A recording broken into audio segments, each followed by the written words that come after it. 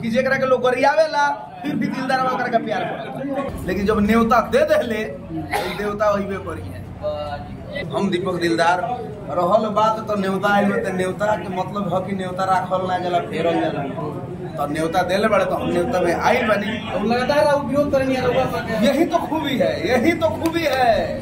पाक से पाक थोड़ी दुआई, पानी से पाक दुआई। वो हमारे विरोध ही करे ले, विरोधी हम अलग के बात बा। लेकिन जब न्योता दे देले देवता वही करी है। यही हमारे खूबी है, नाम दिलदार। पूरा जगह जगह देखेंगे कि रउआ बखाना लागी दीपक दिलदार के विरोध में लड़ाई हो गई। उहे नु देखे बा हमारे समाज में जाई, हमारे चाहे वाला लोग देखी कि जेकरा के लोग गरियावेला फिर भी दिलदार ओकरा के प्यार करता। अच्छा वहाँ के अंदर के कैसन व्यक्ति है? अब अंदर के व्यक्ति का होई ना होई हमारा नहीं पता। काल विरोध कैले आजो करी है, जीवन भर करी है, हमारा फर्क ना पड़ी। हमरे के बोलो ही है तो निमन दुख सुख में हम पहले रहे, कबो रहे खड़ा रह। अच्छा वो बहुत जब गीतवा गावे तो वहाँ का विरोध करे, लेकिन जब निमानकर गावे तो सपोर्ट भी करे। अरे निमनको के कहाँ करे ले, जीवन भर विरोध करे। देखो सांप के काम हो काटो तो काटत रहो, कोनो दिक्कत नहीं। हमारा काम बाबा एकदम झाड़ल तो झाड़ते रहो, कोनो दिक्कत नहीं। कहीं ना कहीं जगह के माहौल एकदम बना दे बांडू। माहौल नहीं के बनावल भाई, सच्चाई बा। न्योता दिल बड़े तो हम आइल बानी तो न्योता राखल ना जाला, न्योता फेरो जाला। तो ये दिलदार हो, यही से नाम दिलदार बा। काम दिलदार, झूठों के बदनाम दिलदार। किशन कुमार जी मेरे विरोधी हैं, वो अलग की बात है। जब वो न्योता दे दिए तो मेरा आना काम है। मैं आया हूँ और आऊंगा, यहाँ पे खाऊंगा, सभी भाई मौज मस्ती मनाऊंगा और क्या है। अच्छा जनता के ये लोगवा देखी कि उतना विरोध करेले, उतना बोलेले, उतना करे, लेकिन फिर भी दिलदारवा गोइल बा। काहे गोइल बा ये लोग विचार करिए भाई। आखिर दिल साफ है, दिल का धनी आदमी है तभी तो गया है। हमारे नियम बा, हमारे जो विरोधी बा, हमारे दुश्मनों बा, वो न्योता दी ओकरो की आम जाए। सुना बनी कि आवे वाला समय में एगो गाना कोनो ब्लास्ट हो गया। एगो आवता गाना खाचड़ा पियावा का ओकर तन बोलबा एक लाइन सुना दिया। अरे गाना के बोलबा पिया है खाचड़ा पियावा आचरा में बांधलो न जाए।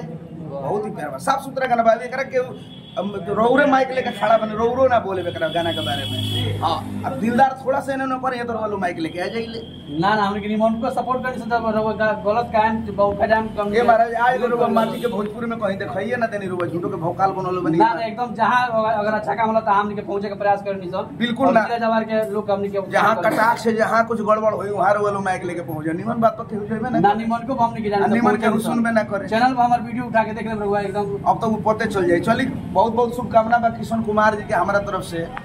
भगवान नया पारी जोन खेले जाता रहे, जीवन के मंगलमय हो गए हमारा तरफ से। का रहुआ जोन गाना शुरुआत कनी रतिया कहाँ भी तलना आधार कार्ड बनाता था, हम चाहे आधार कार्ड में से कोनो एगो मुखड़ा सुना दी। अब हतार सर्वे गोलर नहीं है, करो के पूछी जितना ये सब जिम्मेवारी बा हमरे बा। लेकिन हम गाना गाइले गुदगुदावेला कटाक्ष बोली तो शब्द क्लियर ना रखे के गुदगुदावेला बात रखी। तो इससे बहुत सब गाना आइल बा, सैडो सॉन्ग आइल बा, तो सब सुनी लो, देखी लो, प्यार दी लो। काल दीपक दिलदार ऑफिशियल पे खाचड़ा पिएवा गाना बहुत प्यारा गाना बा। कोई में से नहीं कोनो लाइन सुना दी। अरे भाई मुखड़ा सुनोगी है ना, पिया है खाचड़ा पियावा आचरा में बांधलो न जाए। कितना बड़ा बात। मेहरारू के बड़ी तंग करता मरद तो खाचड़ा पियावा आचरा में बांधलो न जाए। कबो दारू पियता, कबो गहने बेच देता है। एगो गाना रहला कि रोमत पगली देह गल जाई रे। अरे रोमत पगली देह गल जाई रे, रोला से न किस्मत बदल जाई रे। बहुत सब गाना दीपक